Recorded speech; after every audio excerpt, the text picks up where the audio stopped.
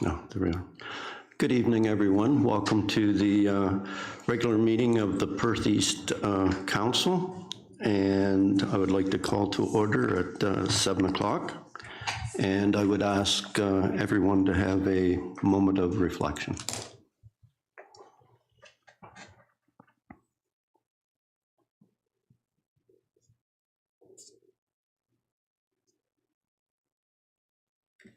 Thank you.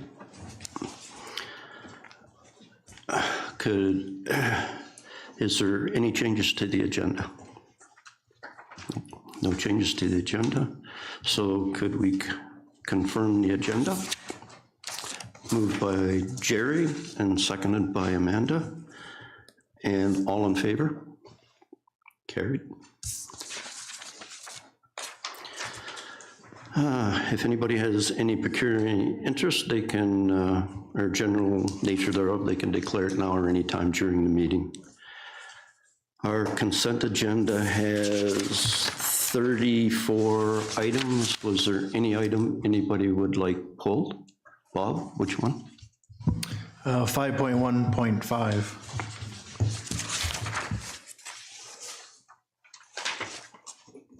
Okay, would you just like to speak to it, or would you like us to pull it and endorse it?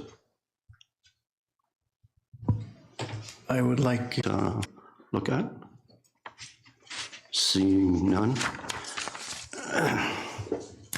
And could I have a mover for the Amanda and seconder?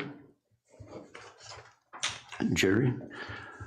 Okay, that's the consent agenda items 5.11 to 5.134.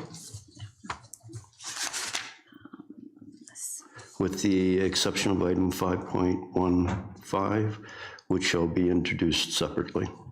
And further, that the minutes of the November 21st, 2023 regular council meeting be adopted. All those in favor? Okay, that's passed. And Bob. So Bob can speak to. Okay, Bob, go ahead. So 5.1.5 is the Highway 7 and 8 and Perth East Road 111 study for improvements. So in the past, it's been a problem intersection for our fire department to respond to, and I'm sure Public Works will have some comments as well. So I would just like to raise it so that they can participate, and maybe we could inform the MTO that it's not a Perth County road, but actually a Perth East road. Okay, thank you. Can I have a mover for that? Bob, seconder, Amanda, all those in favor? Okay, thank you. Okay, we move down to delegations, and Rick Fraser, Perth County Community Emergency Management Coordinator, is here to give us an update on the Perth Emergency Marketing Program. Take it away, Rick. Good evening, members of council. Thank you for having me this evening. I'm here to update to the group on the efforts we've made this past year on the emergency management program in general. Just to sort of first start, for those who have not met, so the mandate of the CEMC position is primary within the county, and then I work with the municipalities to sort of develop programming, training, initiatives, exercises, and ultimately, if there's a response required, this position would insert within the control group and form part of the team. So I am the primary MC and then ECMC, sorry, and then we've got in Perth East, we have two alternate CMCs who I would work with to get the municipal sort of flavor and that touch back to the group. Just a bit of background, how and why we got here today. In 2022, Perth County, including the City of Stratford and the Town of St. Mary's, underwent a modernization review audit. There were some grant funds provided by the provincial government at that time. And what this ultimately resulted in a RFP process, somebody was awarded the contract, and they really did take a deep dive into all the programs, bylaws, paperwork, plans, the whole gamut. They were really looking for efficiencies and gaps to identify deficiencies that the programs needed to address, to look at, and ultimately improve upon where necessary. That document was completed in December of 2022, presented to County Council in January of 2023. Out of that came a host of observations and issues and some recommendations. But if you really boil it down, it boiled down to 4 main points that came out of that report, which the emergency management group took in action over the course of this year. 2 were very low-hanging fruit, so I'll speak to those very quickly. One was a sort of cloud-based sharing document platform. The premise of that being, if you think COVID, pre-COVID, everybody had everything in the office. All of our paperwork, our documentation was all at our hands. It was at the ready. People weren't ready at that time to transfer everything to the cloud and make it accessible all the time. COVID forced us to do that. Similarly, emergency operation centers don't always operate at the best of times. They're often 2 a.m. calls, 10 p.m. calls. So we are at home, or the most of us are at home and have no access to our documentation, our plans, our numbers to contact the rest of the group. So the premise of this sharing platform was to have all that put up there so members would have access to it. Specifically, Perth East has what I call a sandbox, which has their forms, their plans, their policies, their contact information for all the staff. So that was really easy to do. We were using the county's iCompass system, which Perth East has access to their sandbox, but they can't access the rest of the municipalities or the county sandbox and vice versa. So that was easy enough to take care of. The second piece was the assigning of a primary and alternate CMC. To be honest, I'm not quite sure how that made it into the report, because prior to the report, the county's primary CMC sort of took lead and point working with municipalities. So it was something they put in there. There was options they provided and how you can work that. But it is similar to how, for example, County of Wellington is handling their emergency management program. They've got a group of, in their case, they've got more than one CMC that handles all 8 municipalities, and they work in the same similar manner. So we've already identified that. Perth County CMC is assigned as the primary via bylaw, which this group has passed at some time. So again, that was an easy one to do. The 2 that were most rewarding, but took the most time to roll out and get through, was the training elements. And what we're here to talk about today was the emergency response plan. Firstly, on the training, this year has been a lot of time invested in the various groups. There are 5 emergency control groups throughout the county. So there are the county and the 4 municipalities, all of which required levels of training to come up to the provincial minimum, which is recognized as an IMS 200 role. So the province provides us training, which as a provincial trainer, I roll down to the municipalities. I can instruct this at schedules that are befitting the municipality, which makes it all more advantageous. And our previous training provider was charging for the training, which was cost prohibitive to the municipalities. If you figure Perth East is one of the progressive groups that has assigned alternates to each position, which is fantastic. But of course, that quadruples the number, doubles the number, of people that need to pay for training. The municipality is responsible to pay for training. So in Perth East's case, I think that works out to about 15 people, and IMS 200 is roughly $300 per person. So it was really cost prohibitive for to have the external training program. So we decided to roll with the incident management system, which is the province's response model.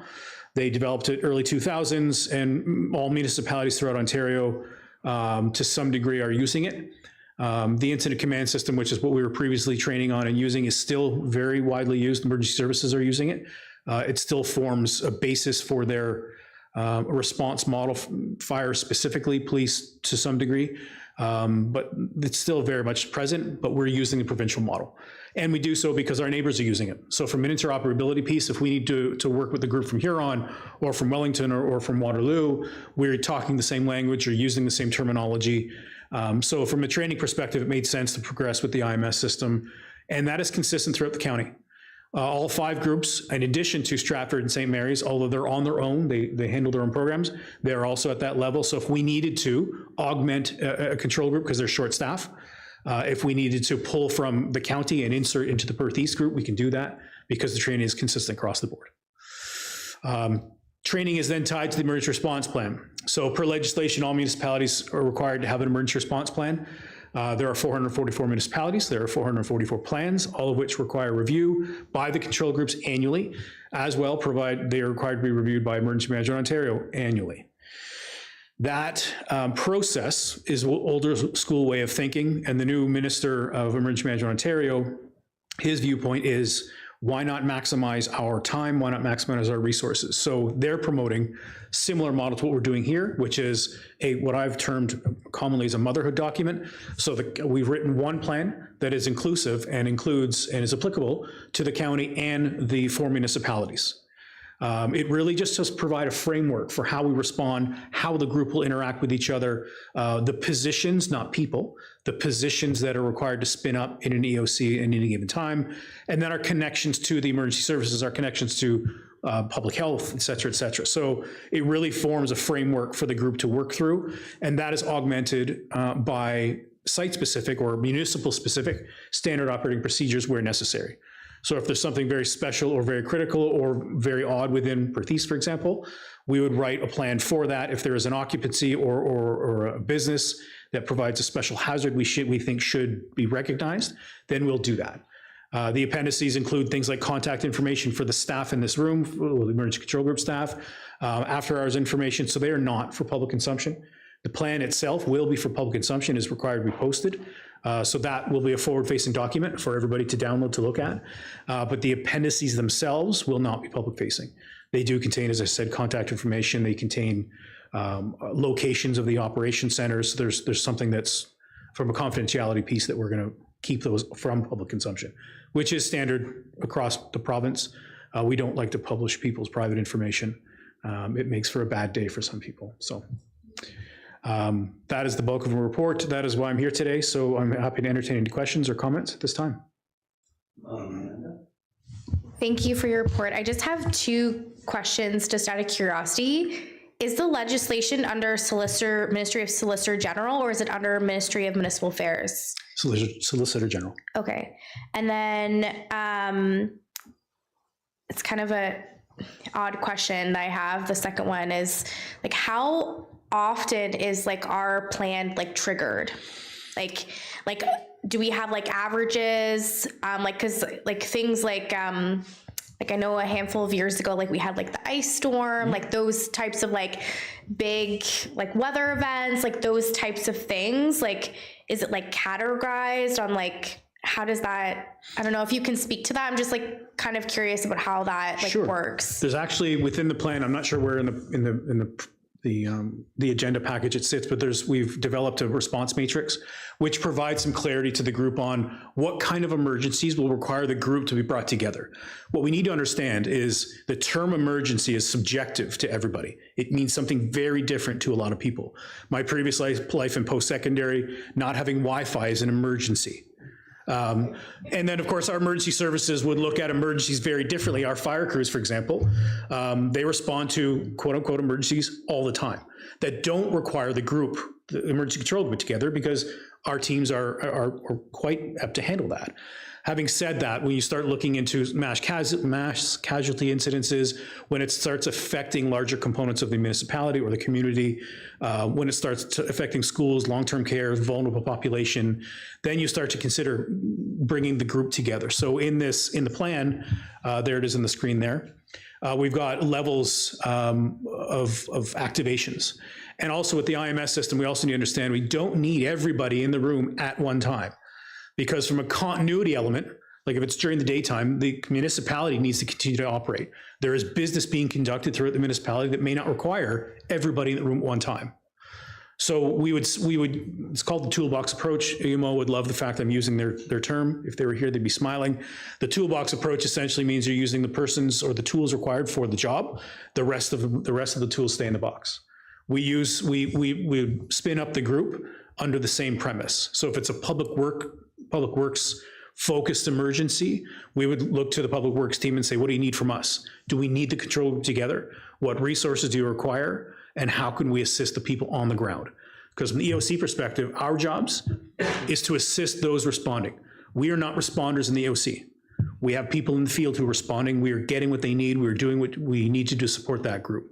So this chart here, which is again being used by Region of Waterloo, County of Wellington, and a couple other municipalities throughout Niagara, just provides some clarity on when we should be involving the group. In addition, when should we be looking to advise council and the head of council? When should we contact the Emergency Management Ontario for a declaration of emergency?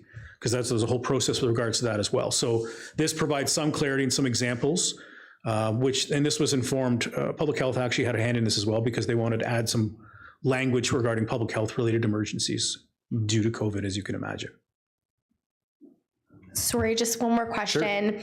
I'm just getting into the weeds, but I'm just, again, really curious since I have you. So like you have the matrix here, but like, and I think a lot of what you've talked about is like sort of the internal workings of like when things get triggered of like the whole group doesn't need to meet or things like that.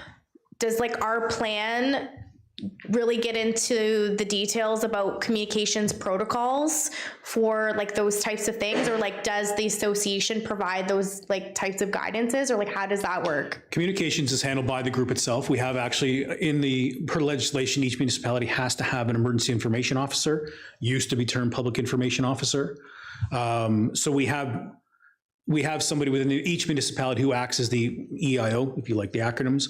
So on the board, you'll see the organizational chart that it's the standard one you're going to see throughout most organizations. But that emergency information officer works very closely with the EOC director, in this case would be the CAO and or council, to formulate those messages. And that really gets driven by the type of emergency, the location, the instructions we require that we need to give people. But communications takes such a huge role within the EOCs. Because there's so many elements and so many layers to communication, what we communicate, how we communicate, and to whom, when. So communications is more so than ever one of the major considerations when we strike up an EOC. You're welcome. Any other questions? If not, thank you, Rick, and enjoy the rest of your evening. And we deal with delegations under a different part of our agenda. Thank you. Have a great night. Public meetings and public hearings. We have no public meetings, so we have a public hearing, and that would be Jeff. The public hearing is being held to consider an application affecting property currently owned by Dixie Developments, Inc., Friday Fall, and Plan 331, Lot 89, Southeast Oak Ward, 3981 Milton Street. The purpose of this hearing is to give the committee and the public an opportunity to hear all interested persons with respect to the proposed application and receive their input, and for the committee to make a decision on the application. All people attending this hearing will be given an opportunity to be heard or make a presentation. Committee members may ask questions for the purpose of clarifying the application, but are asked to withhold comments on this application until all present have been given an opportunity to be heard. Any person present who wishes to receive written notice of the decision made by the Committee of Adjustment is asked to give their name and mailing address to the Secretary Treasurer at this time. An appeal to the Ontario Land Tribunal objecting to the decision made at this hearing may be filed with the Secretary Treasurer not later than December the 25th, 2023. Just 1 second.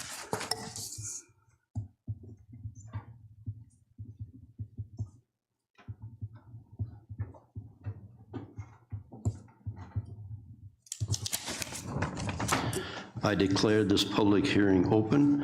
No written notice except as previously noted will be given unless requested at this time. I will now call on Planner Jeff Bannon to present the planning report and recommendations. Jeff. Thank you. So minor variance application A17-2023 was submitted by Dixie Developments Incorporated. The subject property is located on the northeast corner of Milton Street and St. Andrew Street. It is approximately 815 square meters in size and it has a frontage of 28.5 meters. The owner is proposing to sever a semi-detached dwelling and is seeking relief from the minimum corner lot area requirement for one unit of the semi-detached. The dwelling was recently constructed and there are no other structures on the property. The subject lands are designated in the County of Perth official plan as serviced urban areas within settlement areas. The designation permits a variety of residential housing types, and the housing policies encourage residential intensification in the existing built-up and newly developing areas. The semi-detached dwelling will add to the mix of dwelling types that are already existing in Shakespeare, and the proposed minor variance conforms with the Perth County official plan.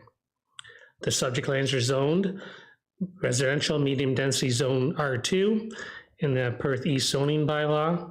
The zone allows for a semi-detached dwelling on one corner lot with a minimum lot area of 750 square meters. If the semi-detached dwelling is being split into 2 lots, as what is being proposed, the requirement increases to 325 square meters for the interior lot and 500 square meters for the corner lot. The increased lot area requirement allows for additional lot area to be allocated for parking and amenity space. The application is proposing to reduce the minimum corner lot area for the semi-detached dwelling from 500 square meters to 480 square meters. As mentioned, the semi-detached dwelling is under construction and building location has already been set.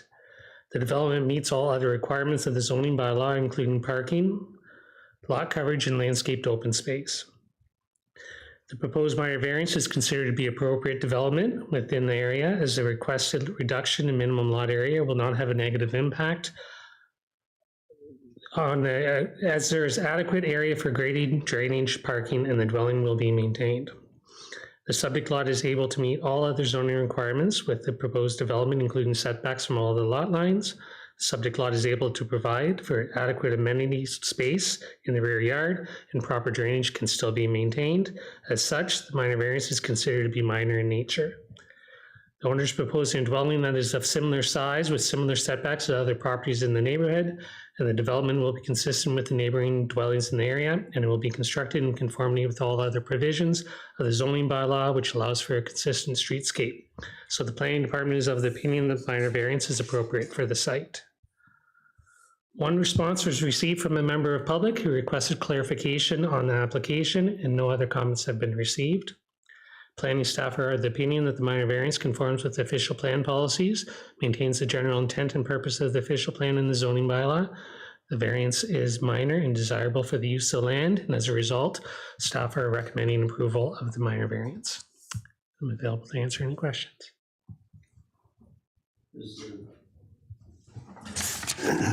Is there anyone present who wishes to make a presentation or speak in opposition of the application? And I request that they give their name and address for the record when they are recognized. Seeing no one.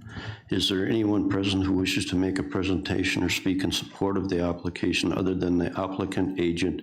And I request that they give their name and address for the record when they are recognized. And again, seeing no one. Does the applicant agent have any comment in respect to the application? Would you please come No, up to? I just want to say you clarified everything perfectly. I'm Heidi, thank you for your time. It was very sure. Are there any questions from the committee members? Seeing no questions. The committee will now consider a motion regarding the application. I declare this public. Do this first. Yeah, do this and then do that. Okay. Minor variance D13A17 2023 Perth East submitted by Dixie Developments Inc. Co. of Heidi Fall, Lot 89, Plan 331, Southeast Stoke Ward, 3981 Milton Street. And I need a mover and a seconder.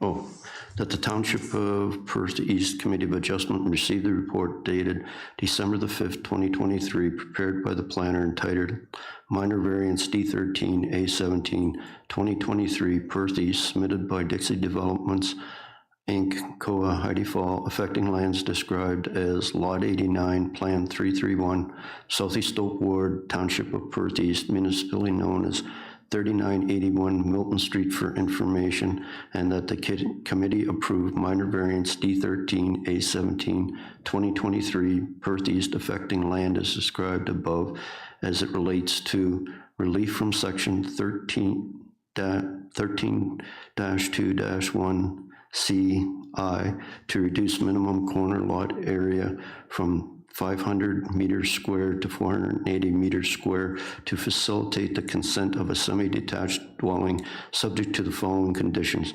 the owner obtain the necessary building permit within 2 years of the approval of the minor variance. Can I have a mover and a seconder? Moved by Bob, second by Amanda, and all those in favor? Carried. I declare this public hearing closed. Thank you, Jeff. And now we go to planning development, and we have Puni on the screen. And go ahead, Puni. Good evening, everyone. With your permission, I will share my screen.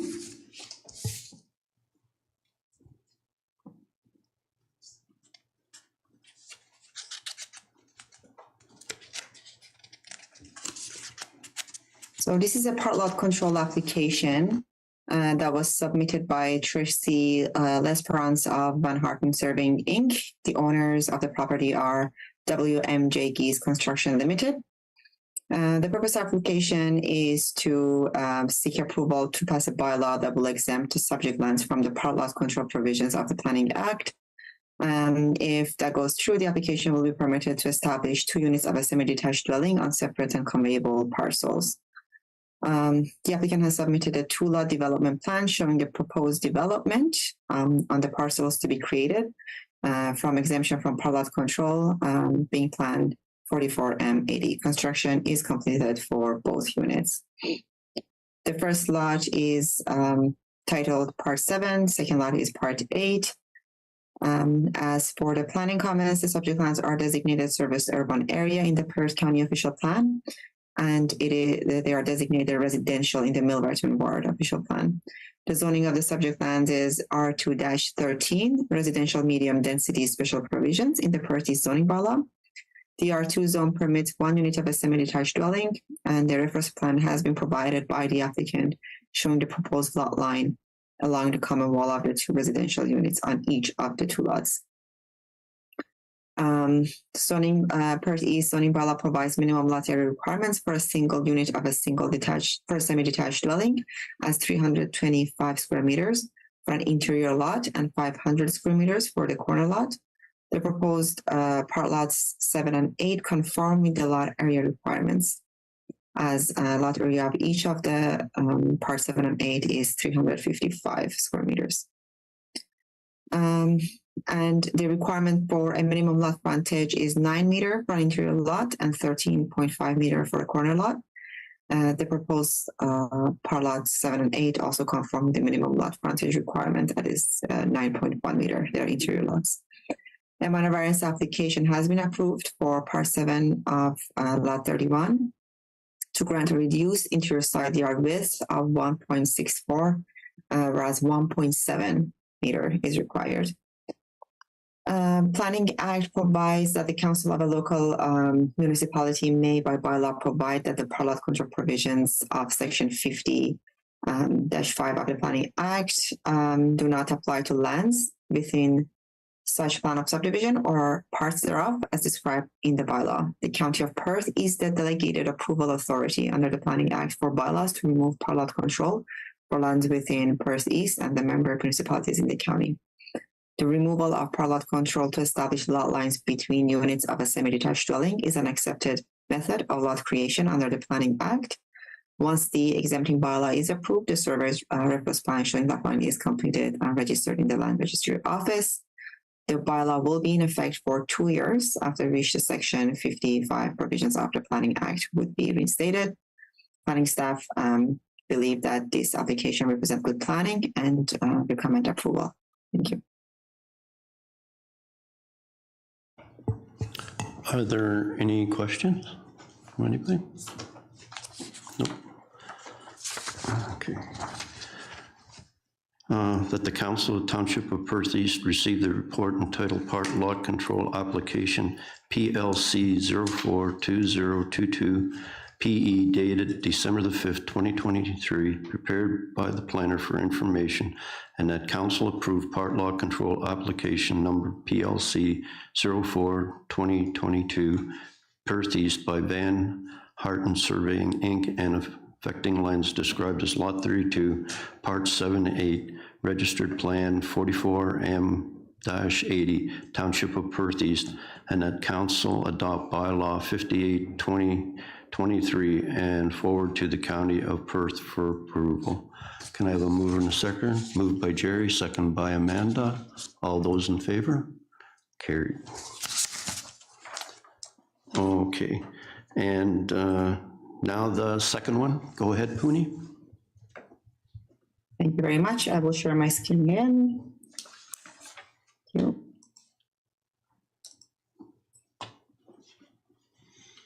So this is the second parallel control application of the night. It's a few lots east of the previous one in the Geese subdivision. The owners are WMJ Geese Construction Limited, and applicant is Rich Hemming of Cedar Rose Homes, Inc.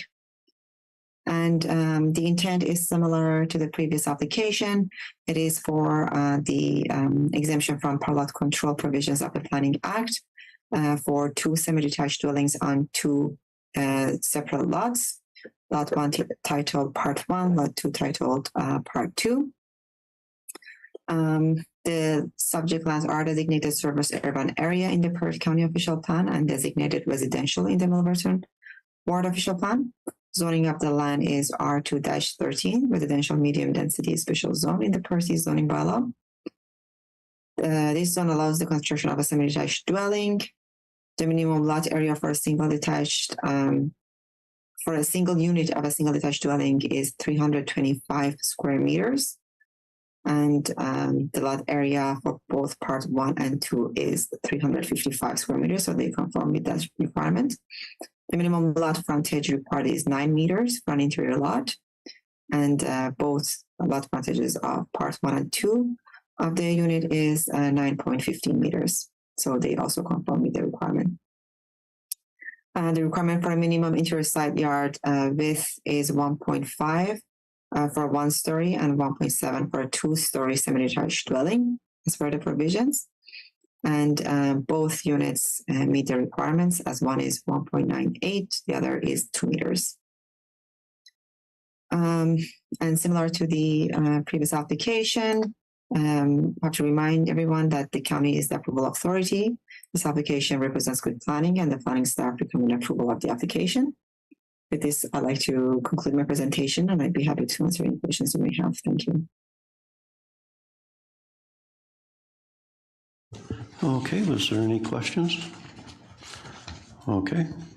That Council of the Township of Perth East received the report entitled Part Law Control Application PLC 04-2023, Perth East, dated December the 5th, 2023, prepared by the planner for information, and that council approved the application by Rich Hemming of Cedar Rose Homes, Inc. for the exemption of part law control on lands described as Part 1 and Part 2, Lot 29, Registered Plan 44M80, 113 to 115 Pew Street, Milverton Ward, Township of Perth East, and that the council adopt bylaw 59-2023 and forward to the County of Perth for approval. Can I have a mover and a seconder? Moved by Amanda, seconded by Bob. All those in favor? Carried. Thank you, Puni. Thank you. Have a good evening. Have a good evening. Now from the CEO, and Mike, your turn. All right, thank you, Deputy Mayor. Yeah, just quickly as it relates to the report, this is kind of the next step along in a pretty exciting partnership between the township and the school board. What we're proposing is moving forward with agreements that would reflect the use of a future soccer pitch and the use of lands for a parking lot that would serve the future childcare center that's proposed to be built in the neighborhood of the school existing. So that's the nature of the agreements in front of council. I want to acknowledge that a lot of staff, Becky, who's off today, not feeling well, had a lot to do with the preparation of the agreements and moving forward with the school board. And yeah, hopefully the council is supportive, and we look forward to proceeding with site plan approval for the actual daycare over the winter months. So hopefully next year we'll see some construction activity. I'll answer any questions if there are any, or try to. Is anyone any questions? No questions? Okay. That the Council of the Township of Perth East received the report entitled Avon Maitland District School Board Land Use Agreement, CEO 2023-15, dated December the 5th, 2023, prepared by the Chief Administrative Officer for information, and that Council give 3 readings to Bylaw 60-2023, authorizing the Mayor and Clerk to enter into a parking lot land use agreement with the Avon Maitland School Board, and further, the council give 3 readings to bylaw 61-2023, authorizing the mayor and clerk to enter into a recreational land use agreement with the Avon Maitland District School Board. Can I have a mover? Mover by Jerry, seconded by Amanda. All those in favor? Carried.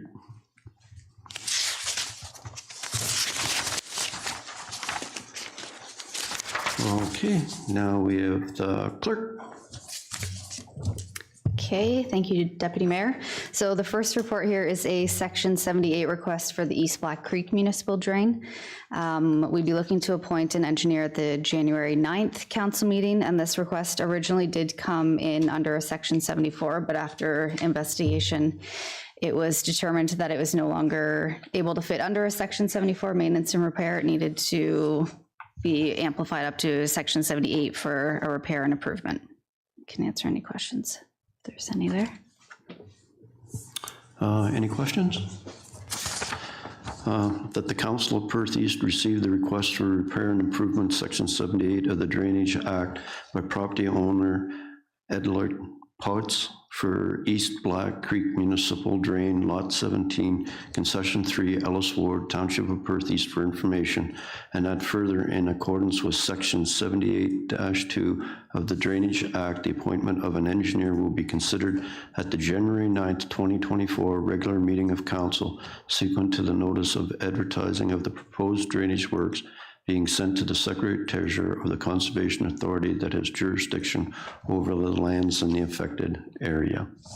I have a mover and a seconder. Moved by Amanda, seconded by Jerry. All in favor? Carried. Okay, and Ashley again. Okay, thank you. The next report is for a street naming request in the Reed's Heritage Home subdivision, which is in Milverton, just down on Mill Street here off of Mill Street. So on page 212 of the report, it's up on the screen there, you'll see the section that they're looking to have named as Harvest Avenue, which connects to Macbeth Street. Macbeth Street's currently named, so we're just looking to get that approved. I can answer any questions if there's any. Jeremy? Thanks, Hugh. It's a bigger discussion about street names in our municipality. We have, as developers come in, they've been choosing the street names. We've been generally just approving them. Some things that have occurred in the community here in the last, decade or two, we've lost some very prominent people that helped to kind of build our communities.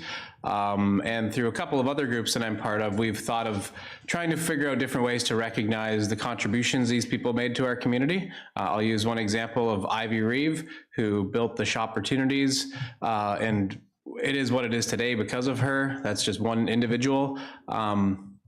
Street names that don't really mean anything to our community. Harvest Trail, Horizon Trail is in Millbank. There's a whole bunch of different types of names throughout the community that don't really mean anything to our community except the street name. And I think it might be time sometime in the future that, I'm not sure how we do that, but if, rather than having street names submitted to us, that we can give ideas to these developers for our own street names to recognize some of those people that have, were pillars of our community for so long that are going to be forgotten about in another generation, which is really sad. But I think when you look at some of the street names in Milverton that we have pre-existing, they're all recognizing different parts of our history. So I'm not sure how we go about that. I know other communities do have some kind of a committee set up that they've chosen street names and a developer comes in and they get to pick what it is. But I'd like to see something like that go ahead, because I keep seeing street names pop up that they mean nothing to me. They mean nothing to the community. They might mean something to the developer, but I frankly, I don't care. I would rather, show our history off here. Amanda? Just a question, I like the idea that Councillor Matheson brought forward. What, like hypothetically, if this were to be deferred, and what implications would arise if we were not to decide on a street name this evening? Like if we wanted to implement some sort of thing to what Councillor Matheson was alluding to, like what would the steps need to be? So I sort of a two-part question, like what are the implications? Like, are we holding up things? And part two, like what would be needed for us to implement something like hypothetically to what he was alluding to? Yes, so through you, Deputy Mayor, the naming of the street is part of the subdivision development process. So they're trying to check the boxes, so to speak, and that's why they've made the submission for council's consideration. We've provided no guidance to the developers at this point as it relates to street names, because we don't have a formal policy established around that. Other municipalities do have policies that provide some guidance around that, and it is something that we as a staff could put together for council consideration.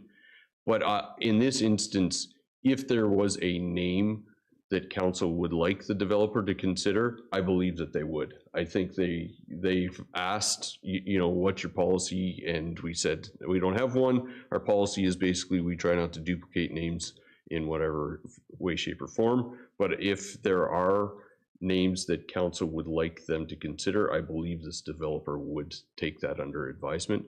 But without, and then I think further to that, Councillor Broadhagen, staff could be directed to look at a policy that provides some avenue to give more guidance to the developers when they come forward. I'll just add for this specific request, originally they had wanted to name this section Smith Drive, but there's a Smith Drive in Moncton.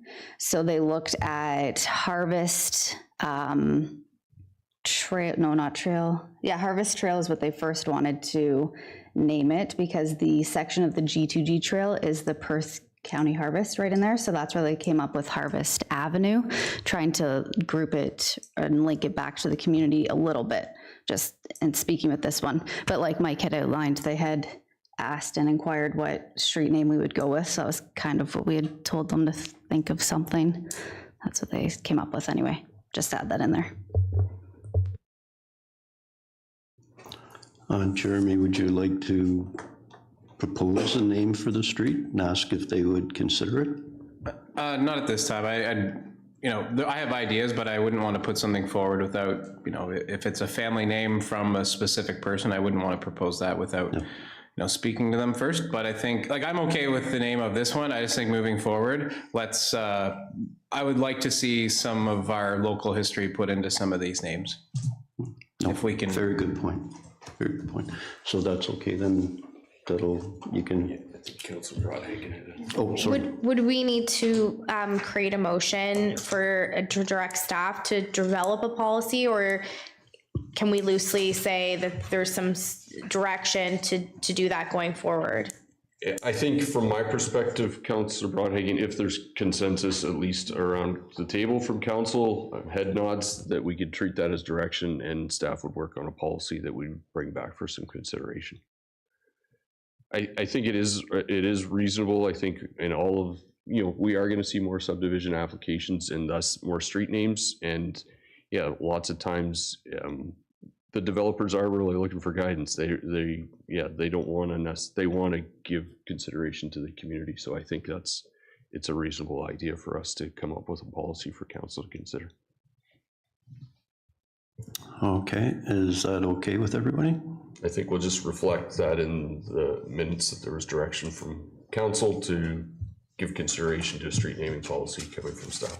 And by ward, right? Like Shakespeare will have a different bunch of items to be recognized in, but I'm sure you guys will consider that. Yeah, I think Councillor Matheson, your comment about, drawing on some information around the history within the community. Staff would be looking for that from outside sources, you know, the likes of the history books, the history groups that could you know, provide listings that make more sense than what we're currently seeing. So, Okay, any other questions? Okay, that the Council of Township of Perth East received the report entitled Reed's Heritage Homes Subdivision, Millerton, Street Naming, DDC 2023-46, dated December the 5th, 2023, prepared by the Development and Drainage Coordinator for information, and further, the council approved the following street name, Harvest Avenue. Could I have a mover and a seconder? Moved by Amanda, seconded by Jeremy. All those in favor? Carried.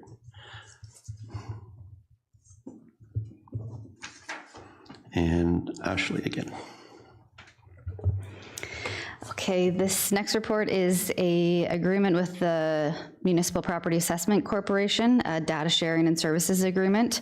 So just summary, it's how to protect the data that we use from MPAC. It outlines what information we can share with the public and external counterparts, and then the information that is used internally by staff, rollbook information, one of the portals we use often with the elections when that happens.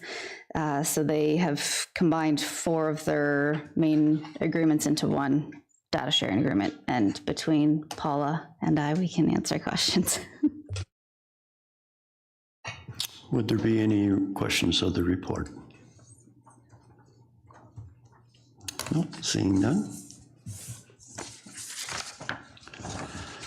That the Council of the Township of Perth East received the report entitled Municipal Property Assessment Corporation MPAC Data Sharing and Service Agreement, CLE 2023-11, dated December the 5th, 2023, prepared by the Municipal Clerk for information, and further the council give 3 readings to bylaw 62, 2023, authorize the mayor and clerk to enter into an agreement with Municipal Property Assessment Corporation for data sharing and services.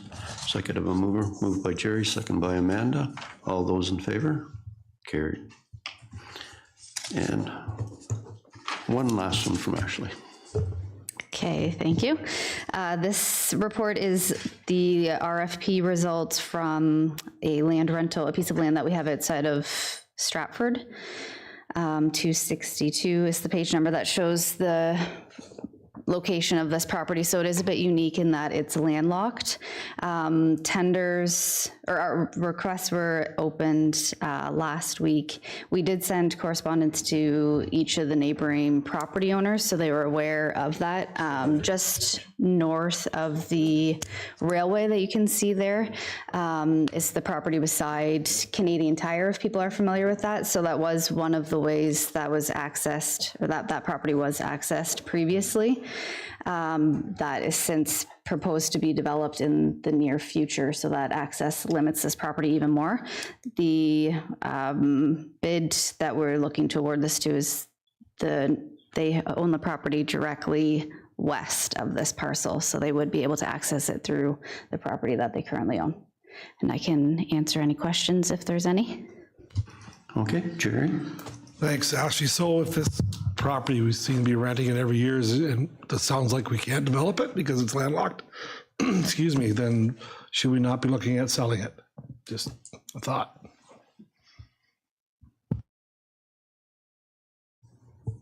Would you like to? I can try.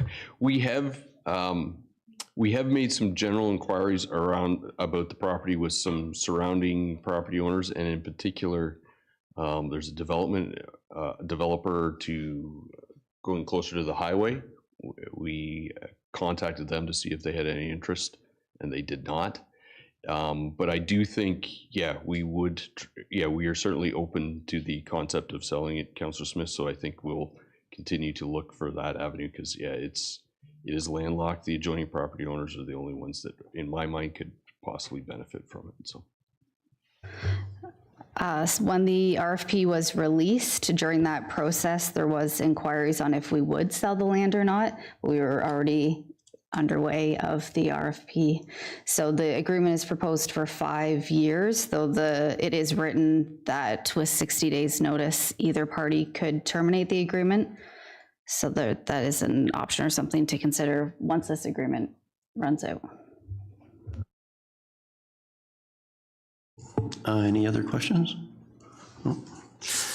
That the Council of the Township of Perth East received the report entitled Land Rental Request for Proposal Results, Part Lot 41, Concession 1, Southey Stope Ward, CLE 2020-13-12, dated December the 5th, 2023, prepared by the municipal clerk for information. And further, that the bid from Athlone Farms, Inc., Brian Anderson, be accepted. And further, that council give 3 readings to bylaw 63, 2023, authorizing the signing of a 5-year agricultural lease agreement with Athlone Farms, Inc. A mover and a seconder. Moved by Amanda, second by Jerry. All in favor? Carried. Okay, nothing from finance. Public Works, Jake. Thank you, Deputy Mayor. This report here is in response to correspondence received back in September regarding some concerns over speed on Main Street in Milverton. Initially, staff reached out to the OPP and tried to determine if they had any data or information on Main specifically. There was not a lot of data that was relevant at this point that they had. What I was told was they would be able to put up a spy camera similar to actually what we ended up doing. So the technology they have is very similar to what we have now. We had actually purchased one right around the time of this correspondence, and we did set it up for a duration of 1 week to collect traffic data. The first week we did have it up. We had a number of vehicles. What was the number here? You're looking at about 4,700 and change vehicles a day. And over this data, there was an average of just over 50 kilometers an hour that was recorded. So the speed concern in our minds wasn't as significant as maybe initially thought. Now, prior to us actually analyzing the data, we had thought based on public perception that there was maybe more of an issue there. So we placed a couple of radar signs coming at either side of that device to try and see if there was any impact for traffic calming. As it turned out, there was not a significant difference in that traffic. I believe that's because the traffic itself was generally complying with the speed. So those signs, if you are in excess of the speed, bring it to your attention, but if you're not, you carry on. So that's why, in my opinion, there's not a big change there. There was only a slight reduction in speed, but obviously there would be variation week to week in that as well. So at this point, I would suggest that council just receive for information. If there are any questions, I can certainly try and answer those. Anyone with any questions? Jerry? No questions. This is an excellent report because it gives us the actual data. Firstly, it's hard to believe there's 4,700 vehicles going through Milverton every day. It's November and it's just an average, but that's great. Yeah, again, it just gives us the data. So I know we've got a number of inquiries on Mill Street as well by the school. So if we could implement something like this eventually, just to prove to our citizens or ratepayers that sure, obviously you do get the odd one or two or three that speed through. You can't avoid that anywhere. But this is a great tool for us to have, again, to prove to our citizens that send in those letters that, hey, we have the data. So again, it's probably more coming forward with whether it's in Shakespeare, Stephenville, wherever, the smaller hamlets. But this is an excellent tool to have for us to prove. Thanks, Jake.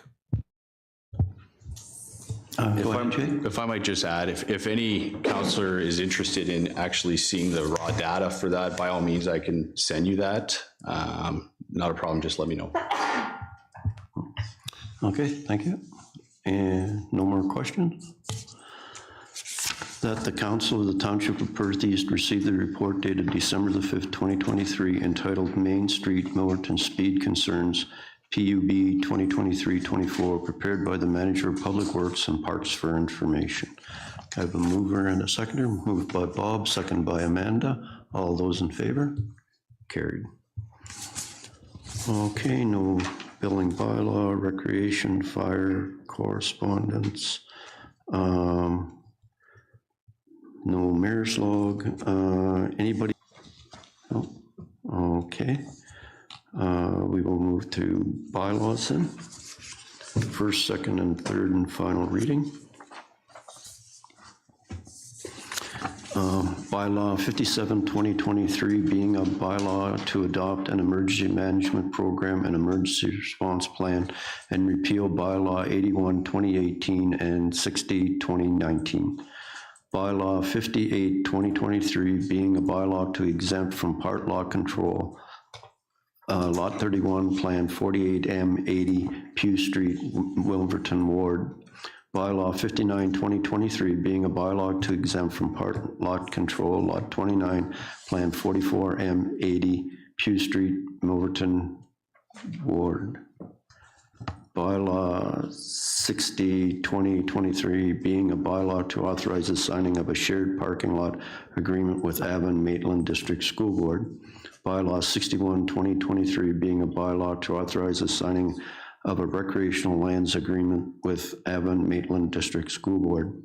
Bylaw 62-23 being a bylaw to authorize the signing of a license agreement for data sharing with Municipal Property Assessment Corporation. Bylaw 63-2023 being a bylaw to authorize the signing of a lease agreement with Athlon Farms, Inc. for agricultural use of municipally owned land, part of Lot 41, Concession 1, Southeast Stoke Ward. Bylaw 64-2023 being a bylaw to provide for the appointment of a tile drain inspector, and that these bylaws listed above be read a first, second, and third and final time. Could I have a mover and a seconder? Moved by Amanda, second by Jerry. One quick thing, just noticed the bylaw on the shared parking with the school board. So that, just clarification, Mike, that 8 or 9 spots that proposed, so that's, the public is allowed to park there then for the future, be it people that are going to Greenwood Park or the childcare facility? Yeah, so it will be a public parking lot, Councillor Smith. It will be during daycare operations, it will be childcare operations, it'll be pretty full, but on weekends and evenings, that parking lot will be accessible for those utilizing Greenwood or the new soccer pitch or the likes, so that parking lot will be there, yeah. Thank you. Okay, and all in favor? Carried.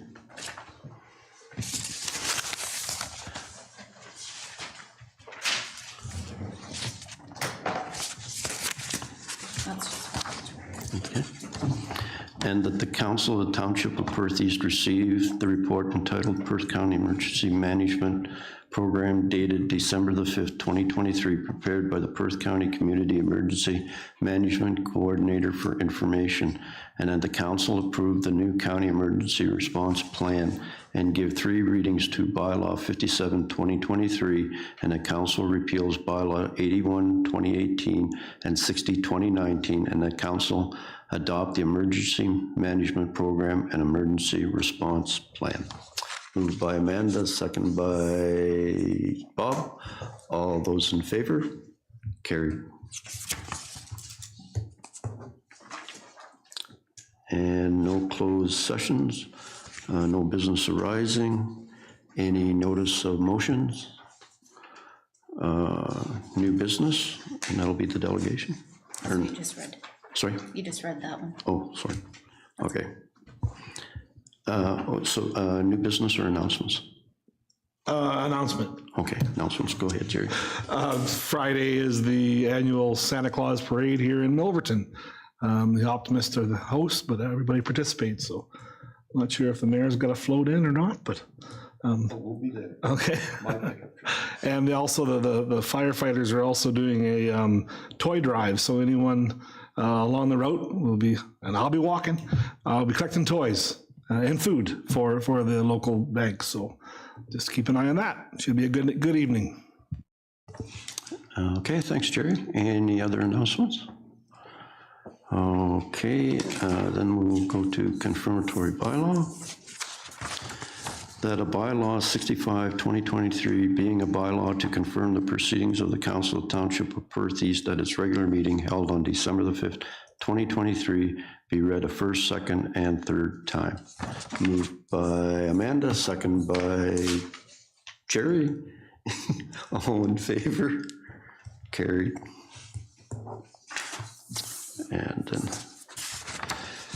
And that the meeting of council be adjourned at 8:00. And could I have a move by Amanda, second by Jeremy? All in favor? Carried. Thank you, everyone. Have a good evening.